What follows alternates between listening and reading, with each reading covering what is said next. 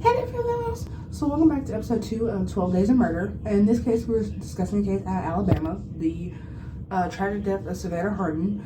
And so while there isn't like really a lot of information, well, I guess there is somewhat of a lot of information for this case isn't really well known, but I felt that it should be discussed.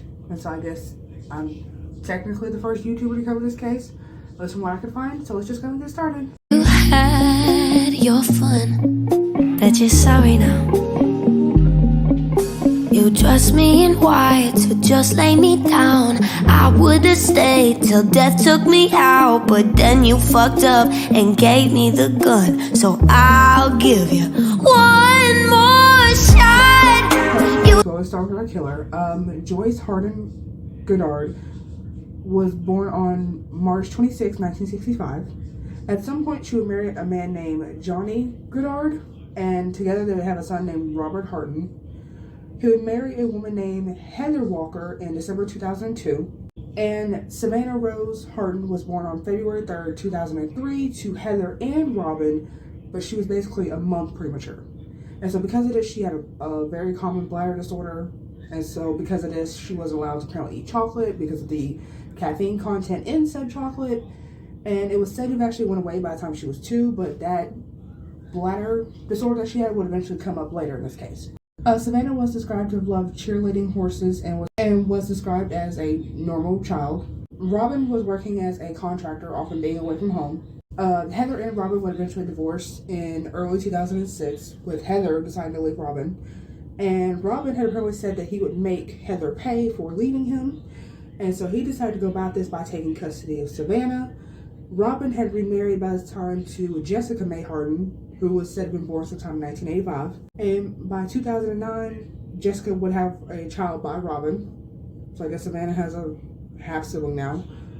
And between 2009 and 2002, at least 5 complaints had been made by both parents saying that the other was abusing Savannah. So basically the mom was saying that Robin was abusing Savannah, whereas the dad was obviously saying that no, Heather's the one abusing. So it's basically just back and forth. And so of course with them splitting up, they obviously were in a custody battle over Savannah. Robin had apparently won the custody battle, but because he was overseas, he had stayed with Joyce and Jessica. Joyce being Robin's mother, and Jessica being his new wife, Savannah's stepmom. And so Savannah had moved from Lakeland, Florida in September 2009 to Jacksonville, Florida, and then back to Alabama. So then Robin had actually filed for divorce against Jessica in August 2010. When Savannah had went to Alabama, that's when Heather had lost contact with her. MLK weekend, Martin Luther King Jr. weekend of 2011 was the second to last time Heather was said to have seen Savannah. And around this time, Robin and Jessica would ask the judge to dismiss their divorce proceedings. I guess they decided they didn't want to get divorced anymore. And so the number that Heather had on file to keep contact with Savannah and stuff, their number had apparently changed. So then of course she apparently started sending care packages to the address, which the care packages were actually said to have been sent back. And every once in a while, Heather would be in town for like a custody hearing. And while in these custody hearings, she would drop off the package at the house, like on the front porch, to make sure they got it, make sure it was the right address and everything, because nobody was home during this time. However, she could not be 100% sure whether or not Savannah even got said care package. And so on February 17, 2012, Savannah had apparently eaten some chocolate that she took from another student on the bus. One source said that she was actually selling it and that Savannah had just took it without paying. Another source said whoever gave the candy just gave it to her. So those stories are kind of conflicting. But what we do know is that she did get some sort of chocolate from another student at the school she was attending. And so the bus driver had apparently seen this and had told Joyce, because apparently she knew that Savannah was supposed to have chocolate because of this disorder, because of caffeine.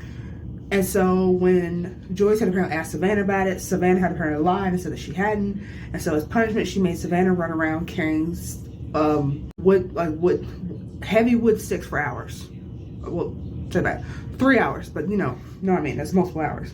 And so she would actually later claim that she was running along with her and picking up sticks as well. Sorry, before this punishment, this is after the bus driver told Joyce what happened. Joyce would eventually tell her, I'm going to make her run before she can't run anymore, which sadly that would end up being true. So after 3 hours, which is said to be of her just running around straight with no water or any breaks like that, she would eventually end up collapsing and vomiting. And so Jessica, the stepmom, who's 9 months pregnant, by the way, I forgot to mention that, Jessica would end up calling 911 around like 6:45 that night. Joyce would apparently be asking for a cigarette during a time like this. And apparently she's heard on the 911 call asking for a cigarette. And so, after all this time, Robin, after he finds out from, I assume, Jessica, he would finally make contact with her again to tell her about Savannah's brain swelling and her having a seizure and about how soon she could get there. So then, of course, Robin was said to take like 8 flights to return back to Alabama. I don't know if those were back and forth flights or there was just 8 back-to-back flights just to get to Alabama. It didn't say. And so Heather would eventually arrive to the hospital, and Joyce had tried to tell her like what happened, like, you know, like I guess her version as to what happened. So then, of course, she didn't want to hear what Joyce had to say because apparently she had pushed past her, went to a nurse, and I guess that pissed Joyce off because she told the nurse, do not let Heather be alone with Savannah, even though Heather is Savannah's child. Savannah is Heather's child. Of course, the nurse basically said that she had to get Joyce's permission to go see Savannah. So, of course, this will be the last time. So, of course, I guess Heather did end up getting permission or something because this is being the last time that Heather does end up seeing Savannah, sadly. Savannah would actually die 3 days later after being taken off life support, so she was said to have died on the 20th. Before this, there were tests to see if she could breathe, like without the tube. And during one of these tests, Joyce is said to have yelled at her that she needed to breathe. And so, apparently, while Savannah was still clinging to life, Jessica had apparently said that, you know, like, if Savannah is okay, you could take the baby, like, you could take the baby that is inside me right now, because Jessica's pregnant. So basically saying, spare Savannah's life, but you could take my child's life if she, right. And Joyce was basically like, you know, like, get it together, we have a lot on the line here, because obviously they were pretty much involved in her death. So that shows you what type of person Joyce is. So remember how I said Savannah would basically end up dying like 3 days later? Basically, after she's declared dead, taken out of the room and everything, Joyce pretty much said, okay, let's just go get something to eat. So then, of course, Heather thought that was weird. She didn't say anything at the time, but she said on the stand, she was like, how could you think about eating at a time like this? So Joyce and Jessica would actually get arrested for Savannah's murder because her death was ruled a homicide. Both bails were set at $500K. Jessica was somehow end up paying her bail, so she was end up getting out. Jessica had gave birth the day that she was arrested, and both children, the 3-year-old that she already had with Robin and the child she just gave birth to, apparently under the custody of Robin. But apparently, you know, Robin's overseas, so I don't know like who it went to under instead. So Robin and Jessica were getting divorced around the time, with Robin claiming that she had a drinking problem and was bipolar. She, of course, would deny this. At Joyce's trial, she would say that she only made Savannah carry the sticks the day of her punishment. This wasn't just a one-time thing and it went wrong. And so she would also claim that Savannah would run for practice for races at her school. Apparently, she did actually run races at her school, so that was found to be true, I guess. Her defense team, so Joyce's defense team basically said Savannah's death was caused by health issues and that Joyce didn't mean to kill Savannah. And so they used this because the doctor that performed Savannah's autopsy had left state employment. And so her autopsy would come back that she was severely dehydrated and had very low, like dangerously low sodium levels. And apparently sodium is necessary for preventing dehydration and seizures. And so Joyce would even try to have all charges dropped due to a medical condition, saying that she couldn't be in prison. Robin, the father, would even try to sue the hospital for malpractice, saying that the malpractice was pretty much the reason why Savannah died, and not because of his mother. And so I guess Joyce's family would even try to say that she was raised by an alcoholic father and abusive grandmother while living in extreme poverty. And she was even said to have left her house to go live with another family when she was 15. So pretty much they basically were trying to defend Joyce as to like why she did what she did to Savannah. Joyce would end up getting life instead of death by a 7-5 vote on her 50th birthday, ironically. Alabama law requires at least 10 of the 12 jurors to say death, I guess for that person to actually be eligible for death. So she was saved by 3 people. At Jessica's trial, she would get charged with aggravated child abuse during June 2016, during a plea deal, apparently. She would get 20 years with a minimum of 3 years to be served. She was given credit for the time that she was in jail before she, like, basically bonded out. And she was also allowed to be out of the jail as long as she followed some rules. So she's technically out of prison, but she's still registered as a prisoner. And then once the 20 years over, she'll be on 5 years probation. On top of that, she had to pay court fees related to the case. So Jessica apparently is like just... On February 7th, 2013, Joyce would suffer from a fall. 5 days later, she would suffer a heart attack after relatives would visit her in the prison, because remember, Joyce is still in prison. And she was said to have been taken to a hospital in Montgomery where she would die. So Joyce is now dead. Jessica's living her life. It's been 10 years. So yeah, that is the case of Savannah Hardin. It's sad that I am the first. I wouldn't say the first. I think there was another video I saw that was like 4 minutes long covering this case. So I guess the second YouTuber covering this case, but I just thought it should be discussed.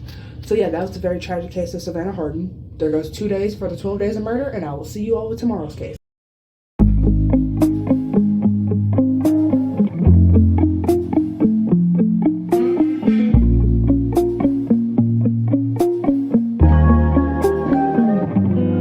Oh my God, I won. Damn, it just done.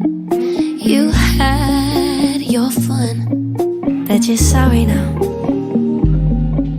You dressed me in white to just lay me down. I would've stayed till death took me out, but then you fucked up and gave me the gun. So I'll give you one more shot. You think that I'm crazy, I know. You wanna just leave me, then go. Blood on my hands, you're already dead, but I'll give you one more shot.